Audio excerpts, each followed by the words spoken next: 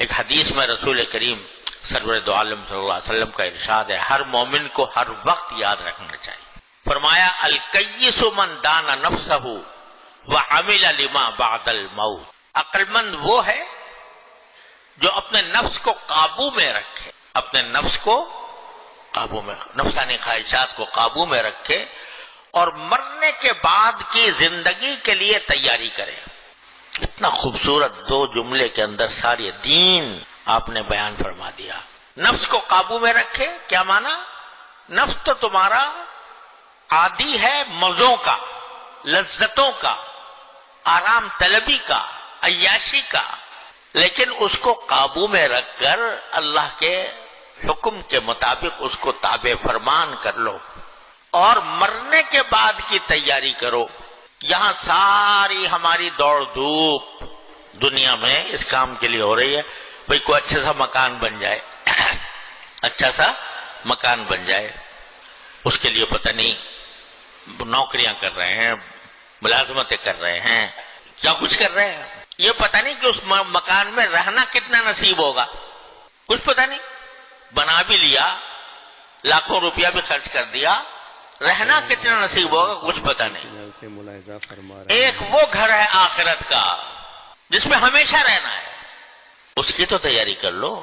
ٹھیک ہے کوئی بات نہیں، کراچی یہاں پر زندگی کے اندر بھی مکان کی تیاری کرو، لیکن اس گھر کے آخرت کی، دار آخرت کی بھی تو تیاری کرو۔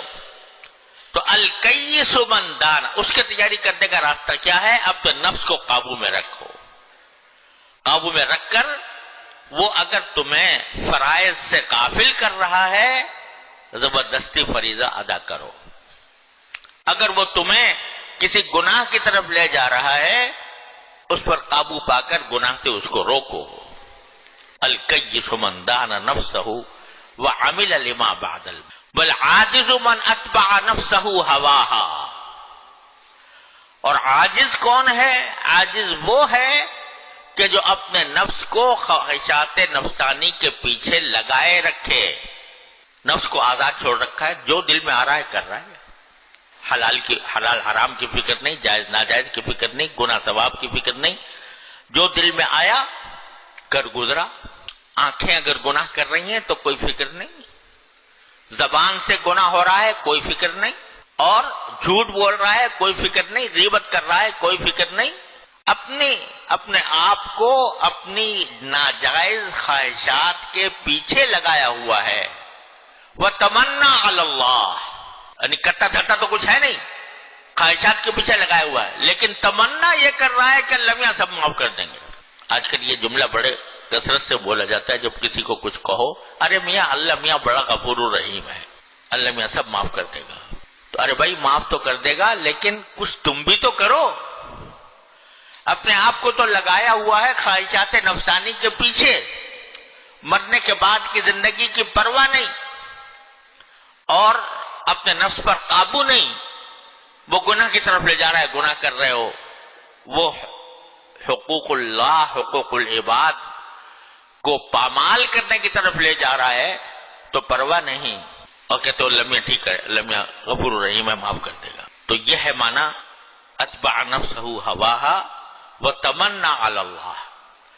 تو بندہ کون ہے؟ الکیس من دان نفسہ، عقل مند وہ ہے جو اپنے نفس کو قابو میں رکھے۔ اور اللہ تعالی ہمارے حاکم الامت حضرت مولانا تھانوی قدس اللہ تعالی سرہ کو درجات عالیہ عطا فرمائے۔ دو لفظوں میں انہوں نے اس کو بیان فرما دیا۔ کیا فرمایا؟ ذرا سمجھ لو، یاد رکھو، عمل کرنے کی کوشش کرو۔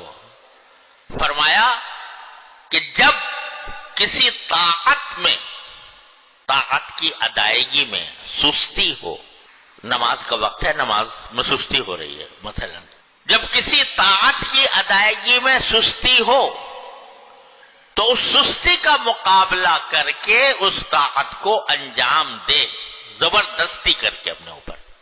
دل نہیں چاہ رہا نماز پڑھنے کو، لیکن اس دل کی خواہش کو پامال کر کے اور اپنے اوپر زبردستی کر کے اور اس کی خواہش کو ٹھکرا کر وہ طاعت انجام دے۔ اور جب نفس کا تقاضا کسی گناہ کا ہو، یہ گناہ کر لوں، ایک نظارہ نظر آ رہا ہے، آنکھوں سے وہ دیکھ لوں، زبان سے جھوٹ بولنے کو دل چاہ رہا ہے بول لوں، غیبت کرنے کو دل چاہ رہا ہے غیبت کر لوں، تو اپنے اوپر زبردستی کر کے اور گناہ کے تقاضے کا مقابلہ کر کے اپنے آپ کو اس گناہ سے روکے۔ تو فرمایا کہ اسی سے تعلق مع اللہ پیدا ہوتا ہے، اسی سے تعلق مع اللہ باقی رہتا ہے، اسی سے تعلق مع اللہ ترقی کرتا ہے۔ اور فرمایا یہ سارے تصوف کا حاصل ہے جو میں بتا رہا ہوں۔ تصوف کو خدا جانے کہ دنیا نے کیا افسانہ بنا دیا، لیکن حضرت فرماتے ہیں سارے تصوف کا حاصل یہ ہے کہ جب طاعت کی ادائیگی میں سستی ہو، سستی کا مقابلہ کر کے وہ طاعت کرے، اور جب کسی گناہ سے بچنے میں کسی گناہ کا تقاضا پیدا ہو تو اس تقاضے کا مقابلہ کر کے اس سے روکے۔ بس اسی سے تعلق مع اللہ پیدا ہوتا ہے، اسی سے ترقی کرتا ہے، اور پھر یہاں تک کہ بندہ اپنے اللہ سے جا ملتا ہے۔ یہ ہے معنی الکیس من دان نفسہ، عقل مند وہ ہے جو اپنے نفس کو قابو میں رکھے۔ قابو میں رکھنے کا معنی یہ زبردستی کرے اس کے اوپر۔ بہت سی دنیا کے کام کے لیے زبردستی کرنی پڑتی ہے، اللہ کے لیے زبردستی کر لو۔ تو بھائی اللہ تبارک و تعالیٰ اپنے فضل و کرم سے اپنے رحمت سے ہم سب کو اس کی توفیق عطا فرمائے۔